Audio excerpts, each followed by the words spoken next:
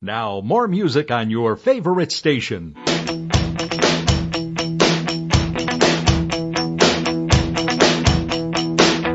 100.9 WXIR, this is Evidence of Design, and I'm your host, Jason Taylor.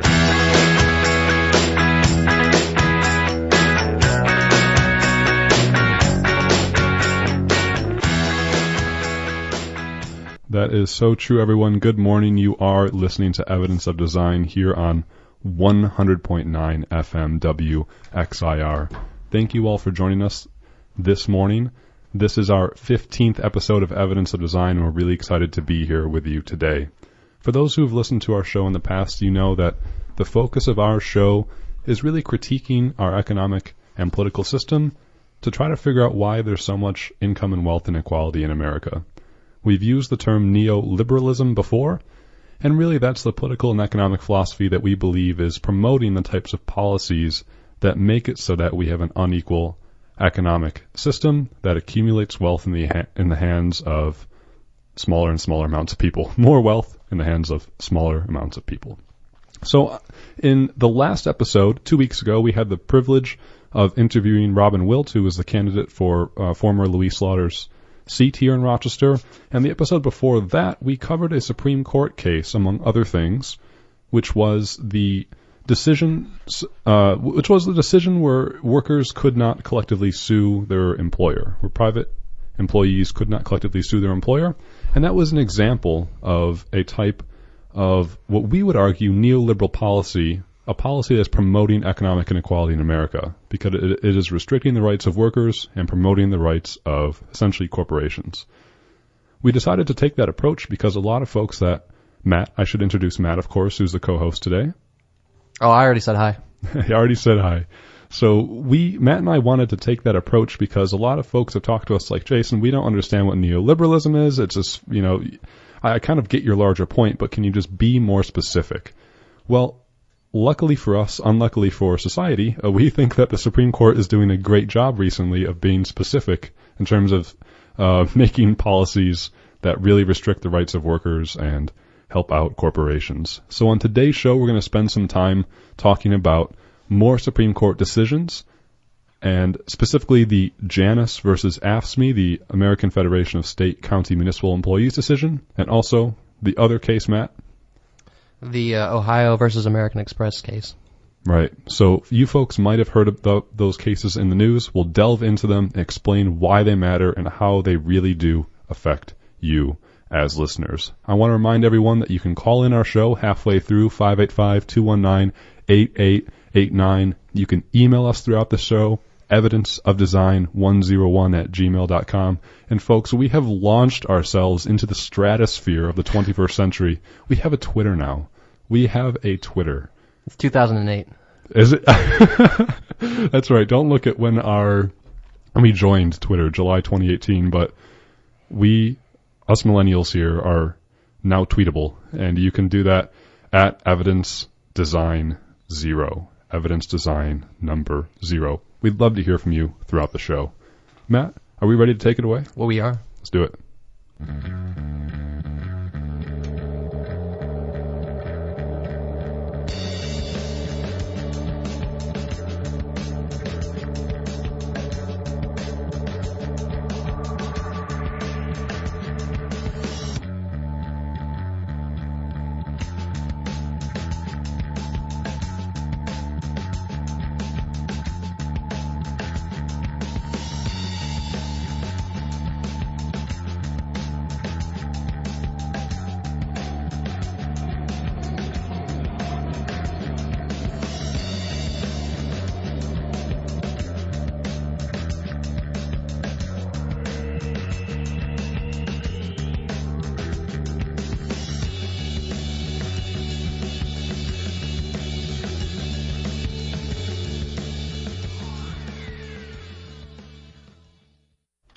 That fits right there for launching us into the stratosphere. Matt, who is that? That was Radiohead. Radiohead. With the song The National Anthem. Who's the lead singer in Radiohead? Some jerk named Tom York. You don't like him? No, they're fine. Yeah, cool. Yeah, I've definitely heard of Radiohead before. That's an old album? Yeah, 2000, I think. 2000. Cool. I like that. But folks, Evidence of Design here, let's talk about the Supreme Court and a couple decisions that we think you should know about because they definitely affect you, if not people you know. And we think that these courses are problematic, or these case decisions are problematic because they might contribute to increasing wealth and income inequality in the United States by, again, promoting corporations at the expense of individuals. I want to provide everyone a really brief background about the Supreme Court, though, because we kind of know what it is probably, but just so we're all on the same page of what the Supreme Court is, where it comes from, and what it does. Matt, what do you know about the Supreme Court? It's the highest court in the land. That's right. That's it. That's about it. There's 9 justices. Yeah. I know their names. Awesome. Elena Kagan. Okay. Sonia Sotomayor. Mm-hmm. Allen Ginsberg.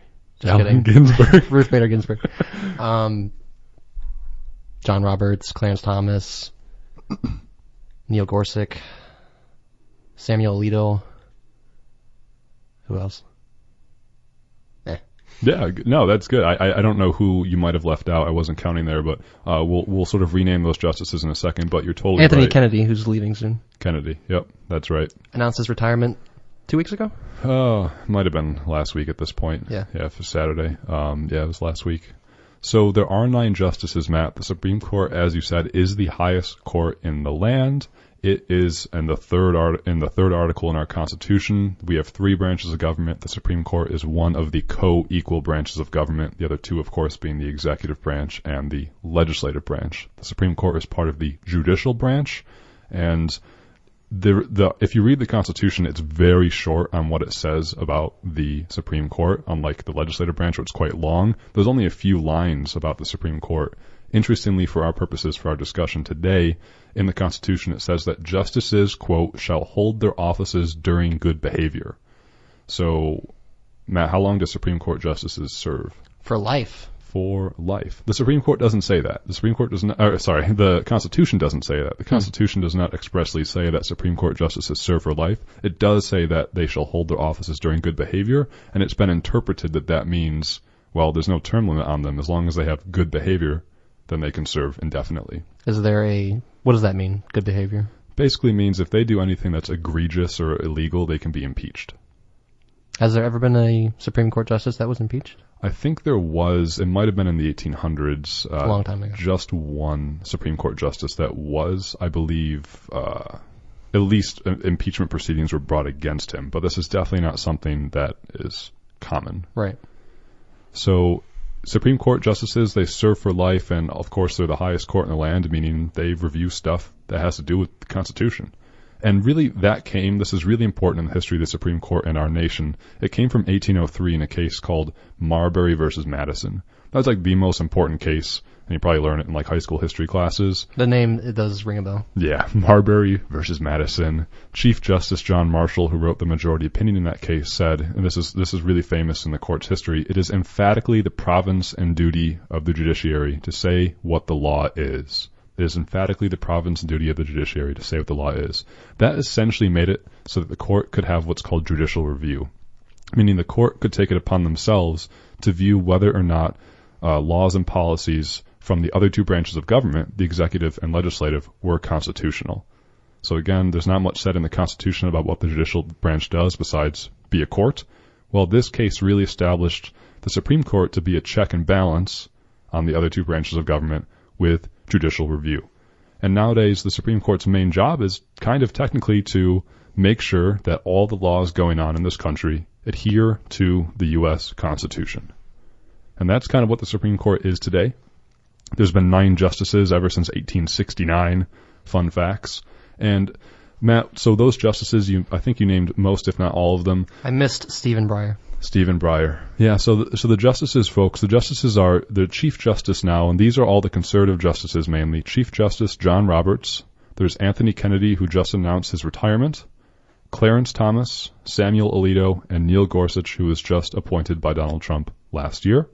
The liberal justices are Ruth Bader Ginsburg, Stephen Breyer, Sonia Sotomayor, and Elena Kagan.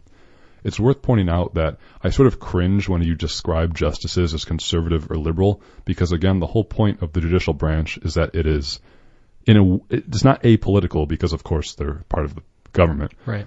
but they're not supposed to have their political decisions or their judicial decisions be based upon their political ideology. It's based upon their legal interpretations. Do you think that's even possible, though? I don't. I think everything is political, and of course, the reality is that the way that you interpret the Constitution will probably mirror your own personal political beliefs. Yeah. Right. So that's why we say conservative and liberal justices. Right now there's 5 conservative justices, there's 4 liberal justices, so the court tends to be conservative. Something I'd like to throw out real quick is that when talking about the conservative members of the court, sometimes the word traditionalist used, or like originalist as well, an originalist viewpoint. I remember Neil Gorsuch calling himself an originalist when he was first being considered for the Supreme Court. And that typically just means conservative. You can just interpret it as that. Yeah, I don't know much about like legal theory, but I do know that originalist interpretation means that the way that you interpret law, it means that you are essentially taking the word of the Constitution word for word interpretation. So liberal justices tend to view the Constitution as an evolving document that meets the needs of modern society, whereas conservative justices tend to view the Constitution, well, more conservatively, taking it as a word for word document. Of course, you could argue that taking the Constitution word for word favors white, European, Anglo-Saxon men, because, of course, the Constitution, when written by white, European, Anglo-Saxon men. Absolutely. And the Constitution made the ownership of fellow human beings legal as property, and women could not vote. So, of course, that's since changed, but I personally, I just don't see how you could view the Constitution as a non-evolving document. To me, the Constitution should be evolving to meet the needs of our society, but, of course, I'm not a legal scholar. But nor are you a Supreme Court justice. Not yet. I think you can be appointed. I think you can appoint anyone, essentially, to be a Supreme Court justice. You don't actually have to be a judge. So let's get on that. I'm excited. I'll tweet at Trump with our new Twitter account and see if what about me?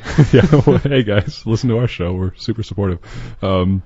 So folks, last thing about the Supreme Court, to provide a background for everyone, the Supreme Court has what's called discretionary jurisdiction. That means that the Supreme Court can choose what cases it sees. So in the lower courts, the appellate courts and the circuit courts, mainly the circuit courts, the lowest branch of the federal courts, for example, if you want to bring something to court, the court essentially, in my eyes or my knowledge, has to hear your argument. You do not have a right to be heard in the U.S. Supreme Court. The Supreme Court is what decides what cases it sees, and that's through a process called the writ of certiorari. We mentioned that 3 weeks ago when we previously talked about the Supreme Court. That is a fancy Latin phrase that means the Supreme Court can decide whether or not it wants to hear the cases of a lower court. The Supreme Court receives around 8,000 writs of certiorari every year, 8,000 of them. Mm-hmm. It only grants certiorari, so it only grants the right to hear the case to about 80 cases. Wow. So on a yearly basis, receives around 8,000 requests, only ever hears about 80 cases. And it is, yeah, Matt? Oh, I was just going to say real quick, we often hear about how cases come to the Supreme Court, they're often tried in lower courts, and one party that's involved with the case isn't satisfied with the outcome, so they'll try to take it to a higher court. Mm-hmm. And often at times you'll hear about it going all the way to the Supreme Court. So I'm guessing that if a plaintiff or defendant or whatever decides to bring a court case that was decided that they're not happy with to the Supreme Court, and the Supreme Court decides not to hear it, then the original ruling from the previous court stands, and that's the end of it, basically. That's my knowledge. Yep. Yeah. So the lower court ruling would stand, and that's a good point. Like the Supreme Court usually decides to hear cases not necessarily because they're important public issues, but because there are differing court opinions on said issues. So because there are so many courts in the U.S. and because there's so many court cases, and you always hear that courts are backlogged, oftentimes what happens is justices or interpretations of law can be conflicting with one another. So a judge on the West Coast, for example, might rule something different than a judge on the East Coast or something like that. So what happens is we can't live in a functioning society, in theory, if we're all abiding by different interpretations of laws.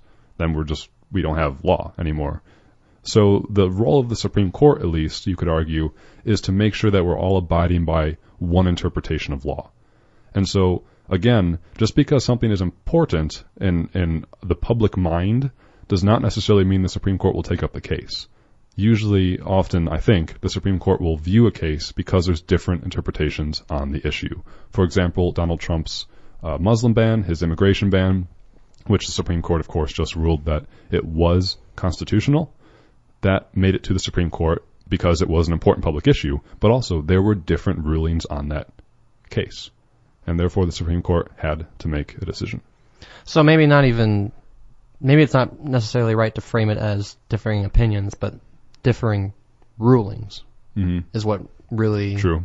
I guess, makes the court or the Supreme Court interested in hearing a case. True. Yeah, of course there has to be like legal rulings on it. Of course there's different opinions with everything at all times, and that doesn't mean the Supreme Court will care to have a legal ruling about it. So folks, I hope that provides at least a contextual background of what the Supreme Court is, because now we're going to talk about two Supreme Court cases. And Matt, can we hear a little bit about what the first case is? This is Chief Justice John Roberts introducing the case.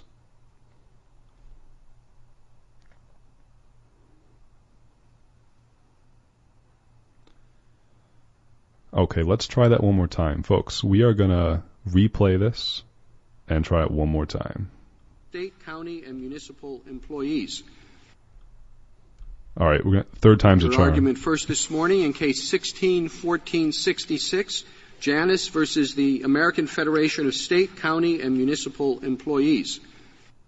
So this is the Supreme Court case, Janus versus AFSCME, the American Federation of State, County, Municipal Employees. That would have been much more dramatic if that worked the first time. Again, but, we're a professional radio show. We're professional, and Matt and I just got a Twitter, so we are,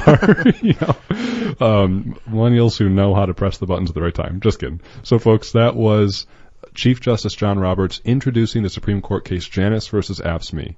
You might have heard this in the news. This impacts anyone who has a union, who cares about unions, who cares about workers' rights. Long story short, the ruling that came out of this court case, Janus versus AFSCME, is that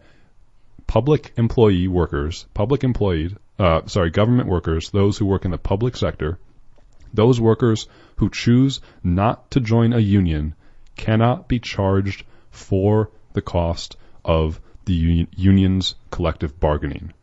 In other words, unions can no longer collect fees from the people with whom they represent.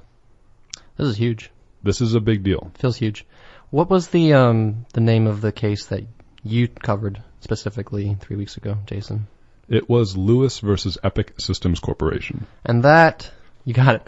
And in that case, the Supreme Court decided that companies had the right to bar or make their employees sign agreements saying that they would not collectively sue the company. Right. On a condition of employment, essentially, you would waive your right to collectively sue the company. Does that have anything to do with collective bargaining? It is similar, and I tried to walk the line in that previous episode 3 weeks ago. Again, you can find all of our episodes on YouTube if you search the Evidence of Design channel.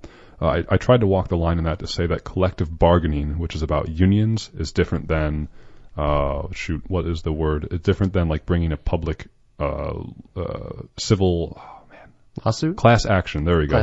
Class action. Then bringing a class action lawsuit. So class action lawsuits are different than collective bargaining.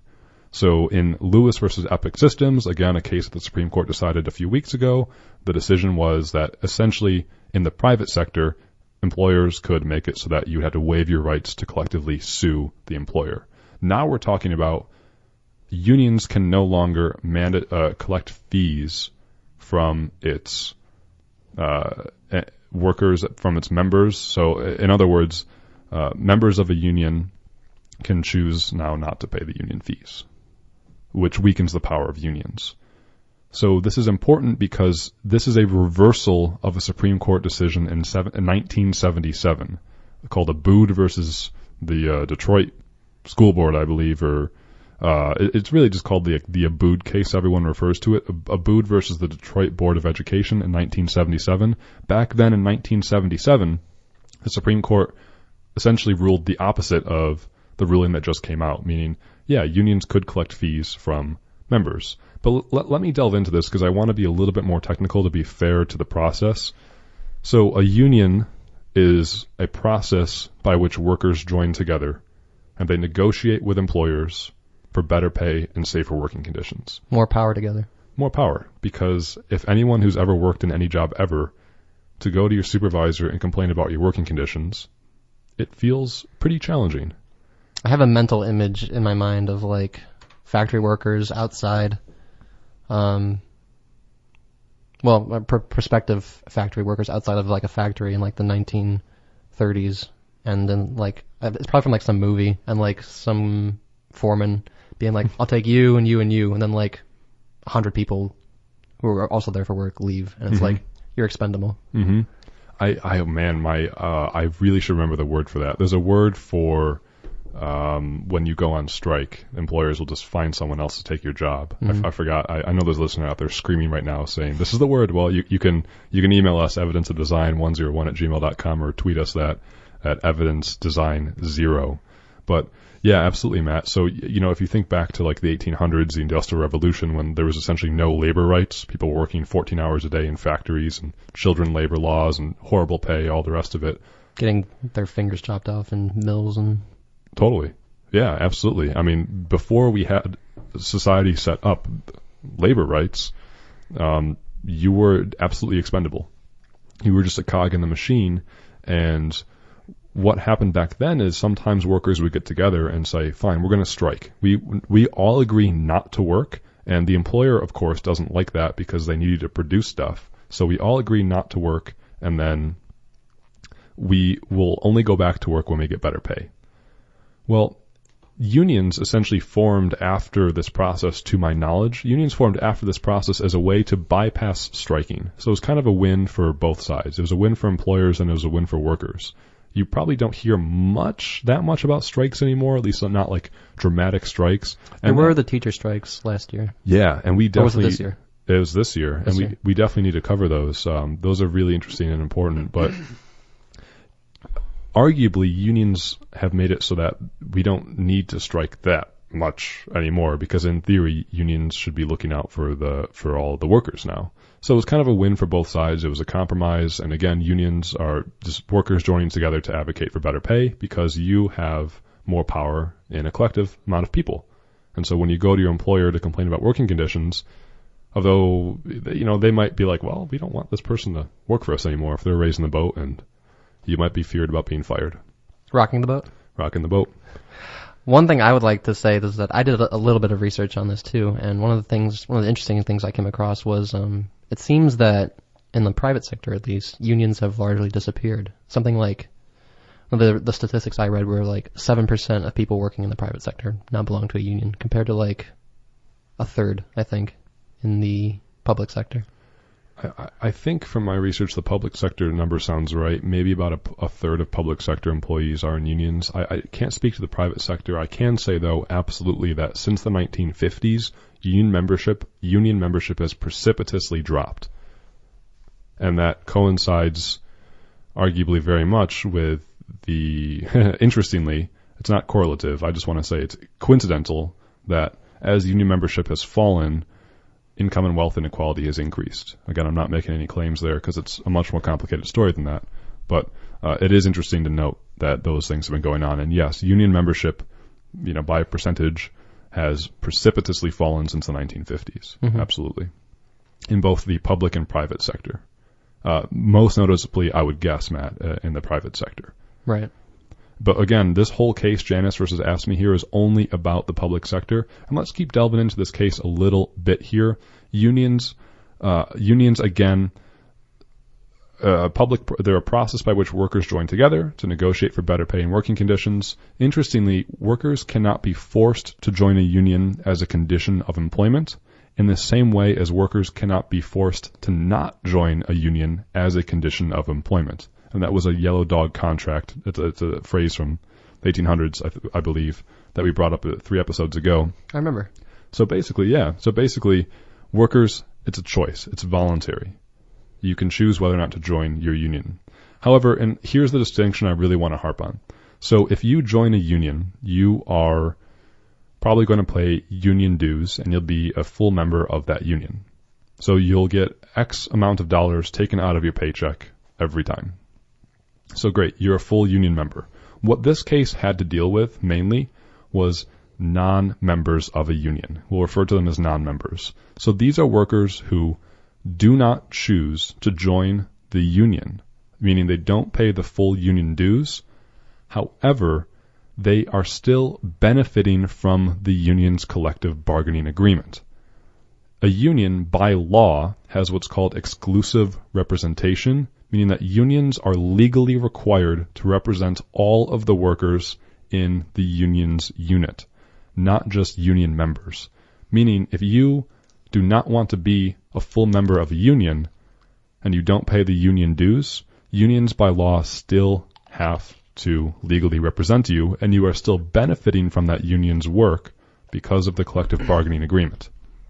Now, if you live, this is where it gets complicated, folks. Again, there's state law, federal law, let's talk a little bit about this thing called right to work. You've probably heard of the phrase right to work before. So there's 28 states currently which are known as right to work states, and in these states, you don't have to pay any union membership fees at all in these right to work states. You can still benefit from a union and not pay anything at all. In the 22 other states, this is really where Janus versus AFSCME was on. These 22 other states, which includes New York, which are not right to work states, and that says, okay, it's your choice. You don't have to join a union. You don't have to pay full union dues. However, you will still have to pay what's called agency fees or fair share fees. These are fees that you will pay out of, every month's pay, which are proportionate fees to the cost of the collective bargaining.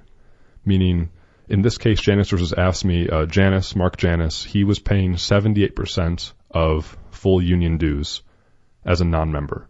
So he, every month, had less money taken out of his paycheck than if he was a full member. But because he wasn't a full member and he chose not to be a full member, he still had to pay the fair share fees. The fair share fees. And he was like, I don't like this. I do not support what the union's doing. I don't want to pay anything at all, even though, of course, he was still benefiting from the union's negotiated pay, grievance processes, and contract processes. So that's what Janus versus AFSCME was about. It's okay, if you are a worker who is living in a non-right-to-work state, and you don't want to be a part of your union, and you don't support what they're doing, do you have to pay these fair share or agency fees? And you said that was 70% about of the...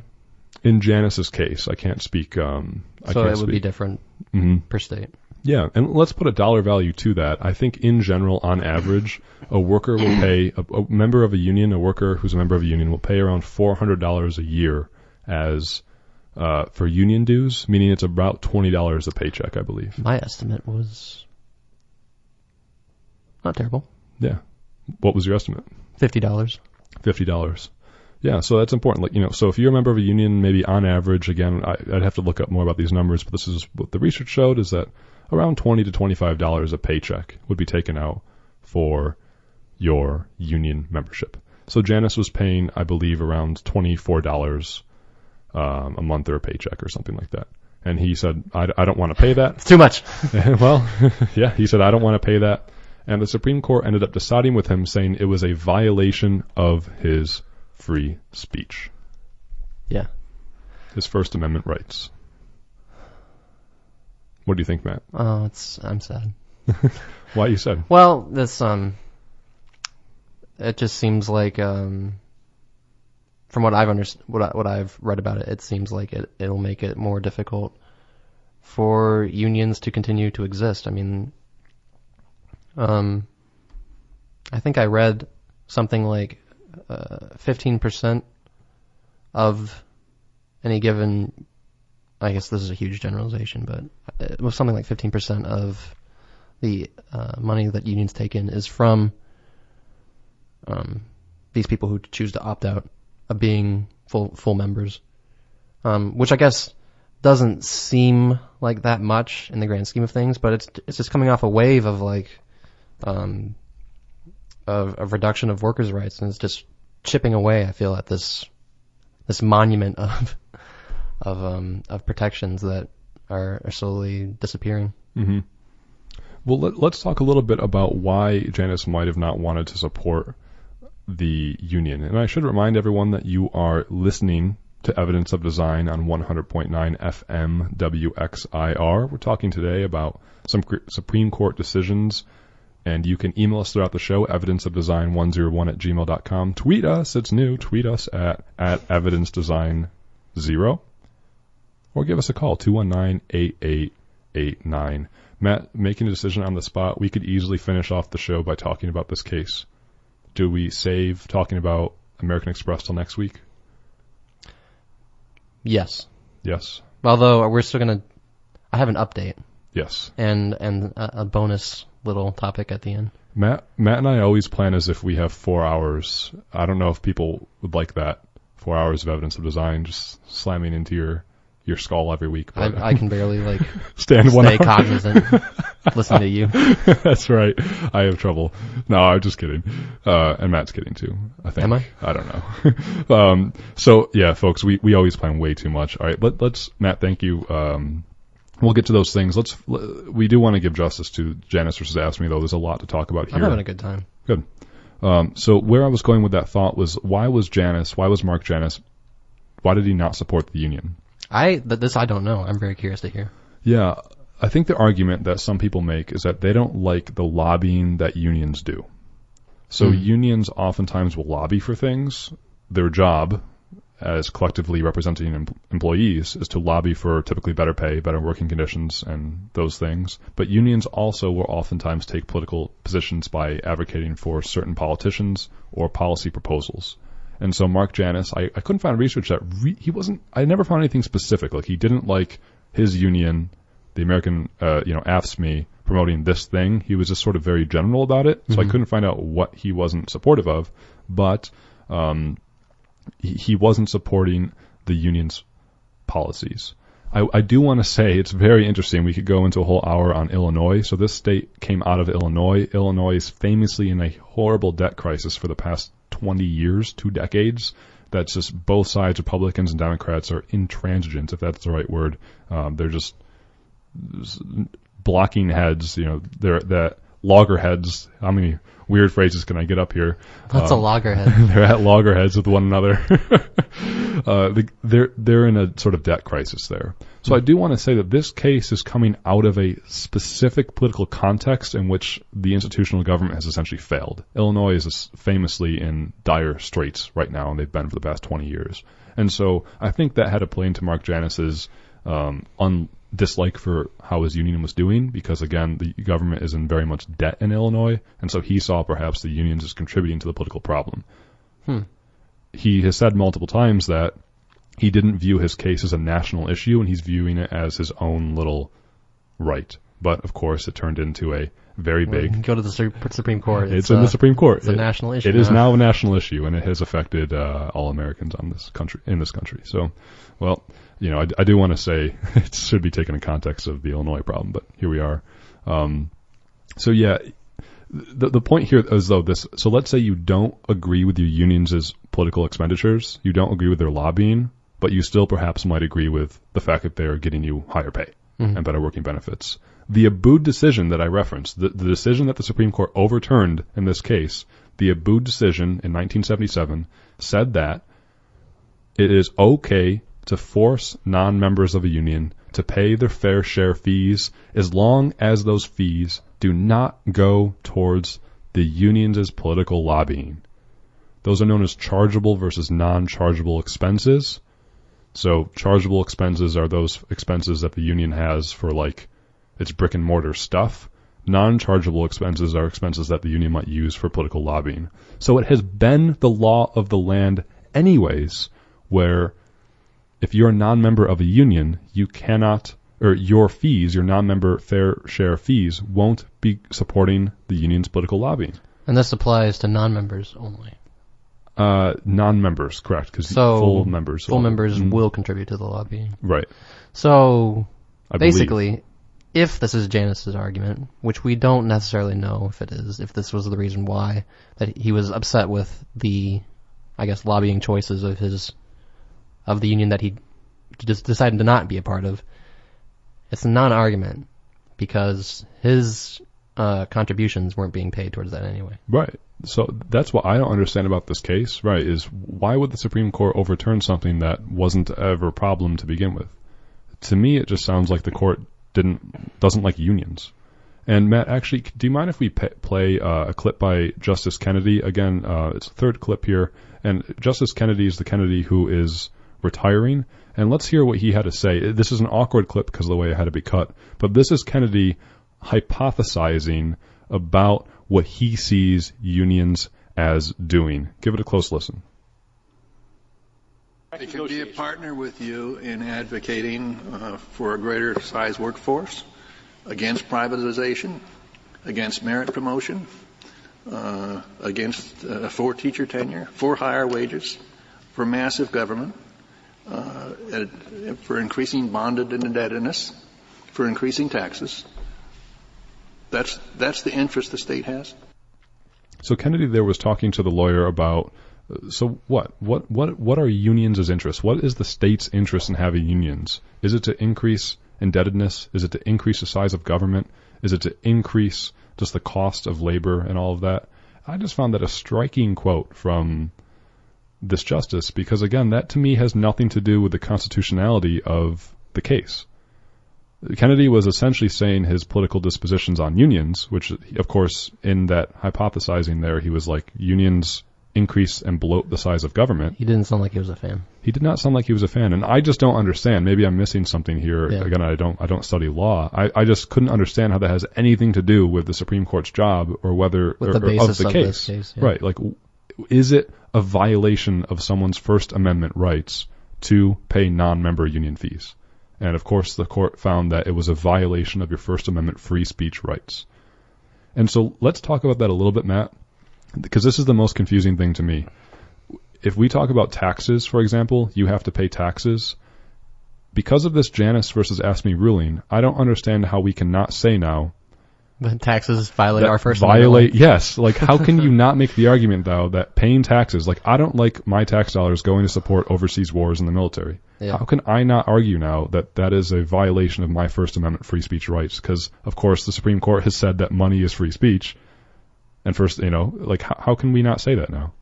Well, if I was to be snide, Jason, I would say that it's because that this court case was not decided based upon that principle. It was decided based upon the various conservative judges' opinions towards unions, which is that they don't like them.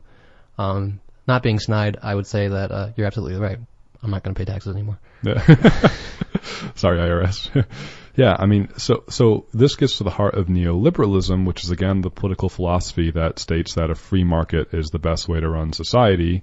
Often neoliberals will argue that the public sector, taxes, unions, is not as great as the private sector. Pay your taxes, everybody. It's a good thing to do. Yes, I agree. Pay your taxes, vote, and all those things. Like, please, that helps society. But infrastructure is good. Roads are nice.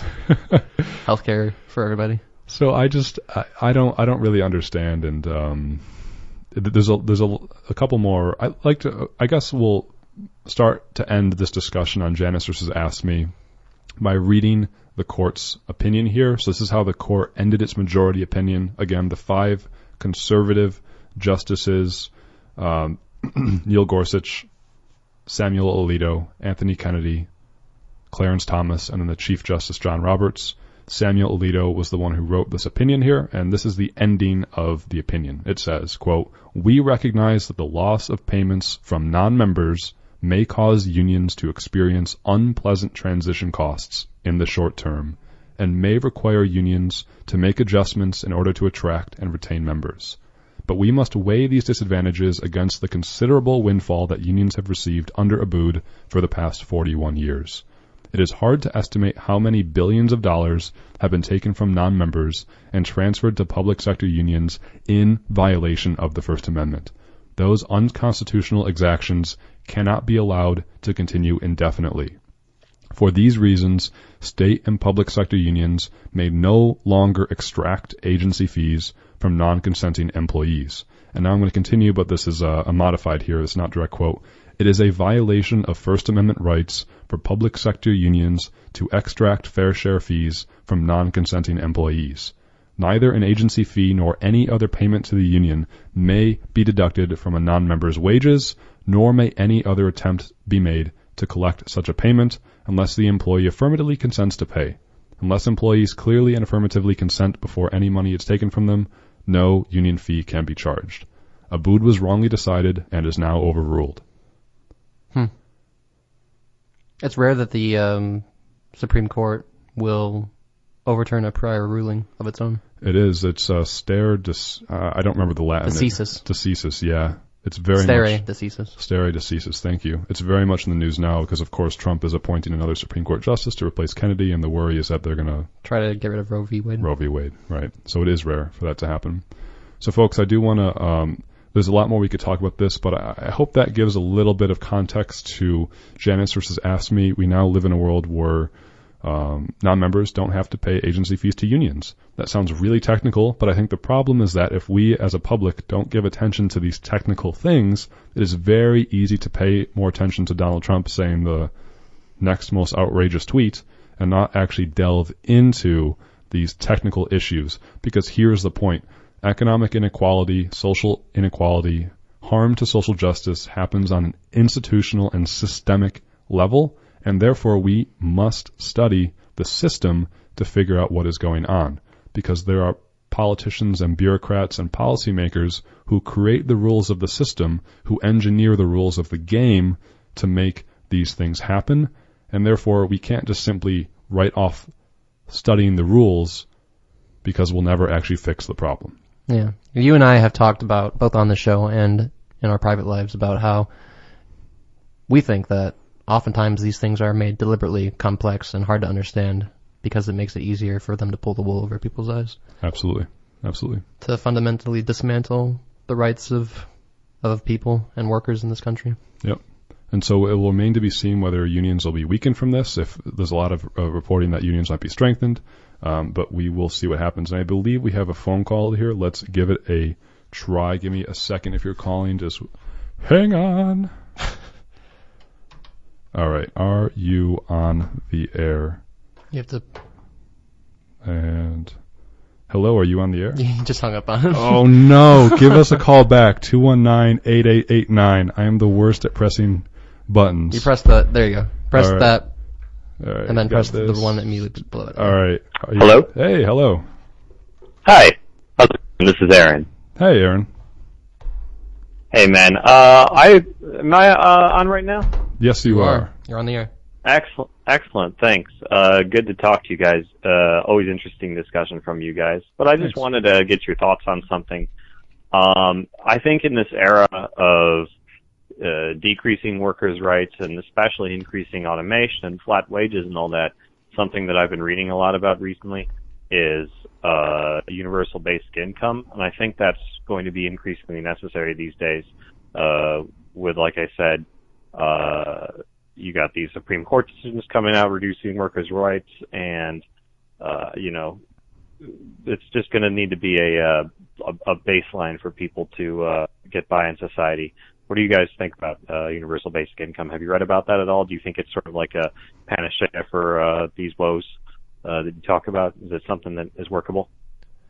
This is something that Robin Wild actually brought up when we had her on the show 2 weeks ago, I believe. It was one of her main policy points. And this is the idea that everybody gets an income, even if they're not employed. Am I correct? I believe so. Yeah, I think it's a good idea. Yeah. Mm-hmm. What do you think, Jason? I do think that universal basic income is a good idea. I think that for too long as a society, we've only valued selling our time in the form of labor. I think because our society is engineered around money so much, money then should be, in a way, a universal human right. Maybe that's a radical position, but healthcare isn't even a universal human right. Yeah. I think, look, if our society is engineered around the fact of having money to support ourselves, then we should automatically perhaps get some money.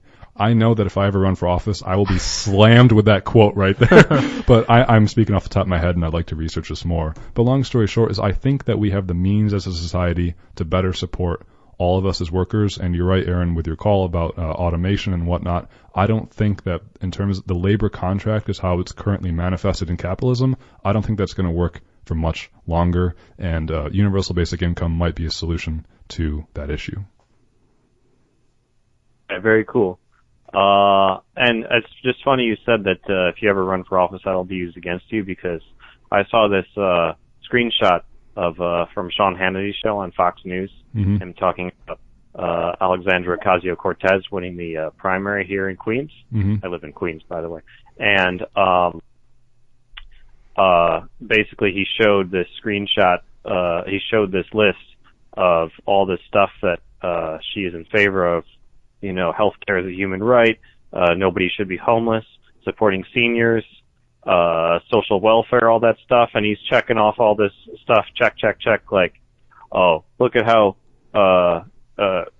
crazy and insane and liberal she is and all that stuff. And I'm like, man, I can't believe he's using that as a negative. That's all a positive for me. Yeah. I thought that was really funny. Yeah. But I hope you do run for office one day, Jason. You sound like you got some good ideas. Well, thanks. Thank you very much. Thanks for your call, Yeah, Aaron. I have a good appreciate day, it. Bye-bye. All right. Thank you, Jason's brother. That's right. It might have been from the Queens thing. I actually did not know who that would have been, but that is really kind if that is you, Aaron, out there. My brother tends to listen from New York, but that is really kind. But folks, please do give us a call anytime, 219-888-9 evidenceofdesign101@gmail.com. You can email us or tweet us at evidencedesign0. We couldn't fit the full name of the show in there, so Evidence Design 0. It is Evidence Design, because you were saying of design earlier. Yeah, just Evidence Design 0. That's right. So, folks, we have spent quite an amount of time here talking about Janus versus AFSCME. Matt, what else should we talk about today? Let's hurry right along, because I don't want to spend too much time on this. I would like to give an update on something I talked about. Well, we talked about, but something I guess presented on 3 weeks ago, which was the rumored plans about Trump reorganizing the executive branch of the federal government. Yeah. So 3 weeks ago we talked about that. It was a plan being drafted by the OMB under Mick Mulvaney. Mick Mulvaney. At the time, the proposal had not been released, but leaks of the plan showed it hewed very closely to a similar report that the conservative think tank, the Heritage Foundation, released last year. I believe in June. Quick refresher. The Heritage Foundation has garnered a lot of influence with Trump since he was elected. A lot of their suggestions have worked their way into his policies. So they're fairly influential right now. Anyway, that plan proposed the reorganization of several welfare programs and many more not considered welfare at this time, such as food stamps, which is a part of the Department of Agriculture, and placing them all under the Health and Human Services Department. A lot of publications speculated that the reason behind this was because the HHS has seen some success in introducing work requirements for Medicaid in 4 states, although interestingly, just last week, a federal judge blocked those work requirements in one of those states that had been approved, which was Kentucky. More court issues here. Yes. Again, talking about He Supreme called Court. them arbitrary and capricious. Oh, boy. Yeah, That's slanderous coming from court language. I guess so. Yeah. Not a lot of excitement in court life, is there? Anyway. Now, the proposal was published about 2 weeks ago, I believe on June 21st. You can read it online. Just type in Trump reorganized federal government into Google, and it'll be like one of the first results. From what I've read, it seems like most of the speculation around it was sound. There's a lot of talk of merging different departments, and a lot of people think that, it seems to be the case that this will make defunding and limiting those organizations much more easier. Now, I guess the silver lining to this is that a lot of this will be very difficult and require congressional support, which will take more than just a majority, I believe. Right. So 60 some Democrats votes or- will have to vote for it, which Yeah. I doubt they will. So at least for the more extreme measures, such as merging departments. But yeah, so that's all I really want to talk about it. If you want to know more about it, I would suggest you listen to our previous episode on it, which was episode 13. You can view it on YouTube. Yep. Yeah. Yeah, we'll definitely keep us in the loop and talk about these proposed changes coming up, but thanks for following up with that. Again, proposed changes to the federal government, which will drastically impact, it sounds like, lots of Americans, Yeah. at least anyone who's on the Supplemental Nutritional Assistance Program or Medicaid or Medicare. And the last thing, Matt, what shall we discuss? Oh, let's do some gossiping, Jason. I actually hate gossiping, but go for it. So we're going to talk about it. We're going to talk about Sarah Huckabee Sanders being thrown out of the Red Hen in Lexington, Virginia, one of the oldest towns in America, Lexington and Concord. The shot Really? heard around the world. That was the same place? I don't know. Okay. I'm just making that up. Okay. Misinformation on Evidence of Design. Anyway, It might be. so on June 22nd, No, it's Massachusetts. I don't know. Go on. Sorry. whatever, Sarah Huckabee Sanders sat down for a meal at the Red Hen, a restaurant in Lexington, Virginia. She was soon asked to leave by the restaurant's owner, Stephanie Wilkinson. Wilkinson told reporters that many of her employees are gay, and that when, quote, she asked them whether they wanted her to ask Sanders to leave, they said yes. That's from NPR. Wilkinson said the interaction was polite, and that Sanders' party even offered to pay for the meal that they had ordered. Wilkinson told them that the meal was on the house. Sanders later commented on the incident in a tweet the following day, saying, "Last night, I was told by the owner of Red Hen in Lexington, VA, to leave because I work for the President of the United States, and I politely left. Her actions say far more about her than about me. I always do my best to treat people, including those I disagree with, respectfully, and will continue to do so." Now, Sanders' father, former Arkansas governor, Mike Huckabee Sanders, Mike, Guns, God, Grits and Glory, God, Huckabee guns, Sanders, Grits and Glory. You can get it at Barnes & Noble. also commented on Twitter writing, quote, "Bigotry on the menu at Red Hen Restaurant in Lexington, Virginia. Or you can ask for the hate plate. And appetizers are small plates for small minds." And the last bit of context I want to provide for this is that actually a similar incident occurred earlier that same week on June 19th, which was a Tuesday, when Homeland Security Secretary Kirsten Nielsen was heckled out of an upscale Mexican eatery a couple of blocks from the White House. Kirsten Nielsen has been sort of the face of Trump's immigration platform for the past few months. So a lot of hate being directed her way. Justifiably so, I would say. Anyway, let's talk about this, Jason. Do you think, Matt, that Sarah Huckabee Sanders should have been denied a meal at the Red Hen? I do. And here's, I guess, an interesting counterpoint I want to bring up. A lot of people on social media have been comparing this to the recent Supreme Court case involving the baker who refused to bake a cake for that homosexual couple. And saying, well, how can we support throwing Sarah Huckabee Sanders out of a restaurant for her political beliefs and view that, I guess, as fair and not see the, how do I say this? The similarities in the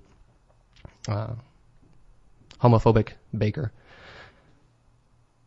Well, first of all, there's nothing wrong with being gay. Being gay does not negatively impact anyone's life in any way. There's no evidence to suggest that it does. I don't want to hear any but think of the children arguments, because what studies that have been done on kids with homosexual parents have found that they're pretty normal. The only difference is that they actually happen to be more tolerant of people different than them because they come from a slightly, I guess, unique background, I suppose. Unique in terms of America, at least. And being homosexual is not wrong. It's not morally wrong. It's not a problem. Some people would disagree with that. Those people are wrong.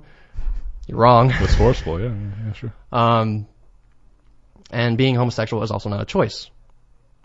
If you don't think so, think, why would anyone choose to be homosexual in a place? Why would anybody choose to be trans? Why would anybody choose to be anything that is so stigmatized in American society? Sarah Huckabee Sanders chooses to be a jerk. She chooses to work for and support a political platform that is making life very difficult for a lot of people in America. And we have an obligation to stand up to her for that, and to Kirstjen Nielsen, and to Trump, and anybody who supports him. I guess the only sort of gray area I see here is that, what about your average Trump supporter? Mm-hmm. What about your person whose only involvement is maybe they voted for him, or they don't necessarily work for him or anything? Maybe some degree of leniency is required there. I think it's still like our obligation, our moral imperative to engage these people in dialogue and to get them to reconsider their views, or just to talk about why we believe that they're wrong. Anyway, Jason, Mm-hmm. I've talked a lot. No, absolutely. So I think I agree with you, Matt, that I see your point where the individuals who are denied having a cake baked for them because they were gay, that is not okay, because that is an intrinsic characteristic in those people, and that therefore that person is sort of persecuting them or denying them because of who they are as a human being. Yeah. Whereas Sarah Huckabee Sanders was denied a meal not because who she is as a human being, but because of the choices she makes by supporting President of the United States. And I do agree with you, Matt. I think we can thread this needle in the gray area and say that because Sarah Huckabee Sanders occupies a very powerful position, and Donald Trump is a very powerful individual in his position, that it might be okay for the public to, as a form of protest, deny those people a meal. For the average Trump supporter, let's say, I don't think that they could or should be denied a meal, because you have to have dialogue with those folks. I view, I'm very, very saddened about the election of Donald Trump, and it's hard for me to imagine why individuals would vote for him. Although the 60 million people who did vote for Trump, I cannot write them off. They are my fellow human beings. They are my fellow Americans, and I have an obligation and duty as a person and as a citizen of this country is to treat them with respect. Although it is hard sometimes to imagine why they would do something like that, like vote for Trump. But there are lots of folks out there, even listeners right now, who may have, and I think it's our duty to support them. But I do think that with someone like Sarah Huckabee Sanders, as a form of protest, that would be okay to deny her that meal, especially if the employees are gay and feel threatened by the policies that she and her administration supports. Mm. But yeah, it's very interesting. And we don't often get into those sort of pop culture discussions. We just came off 40 minutes of discussing the Supreme Court decision. So to talk about that for a little bit is perhaps a little change of mind. Change of pace. Change of pace. It's the Twitter. That's right. It's the Twitter's gotten to us. It's infected our brains. We're turning into pop culture freaks. Not me, never. But folks, thanks a lot for listening. We do have to sign off from here. This went by pretty fast in my eyes. Thanks a lot for listening if you stuck around for the whole hour. This was Evidence of Design here on 100.9 FM WXIR. Thank you very much for tuning into this station and supporting this community in this way. You can find all of our past shows on YouTube. Search Evidence of Design episode something and it will come up for you. Please email us throughout the week, evidenceofdesign101@gmail.com, or tweet us, evidencedesign0. We'd love to hear from you. We'll be back next week. Matt, you did a lot of research on another Supreme Court case. We'll get to that. Thank you. I was joined today by my co-host, Matt Treadwell. Fairly well. And I'm Jason Taylor. Be well, be safe. Thanks for listening, everyone, and bye-bye.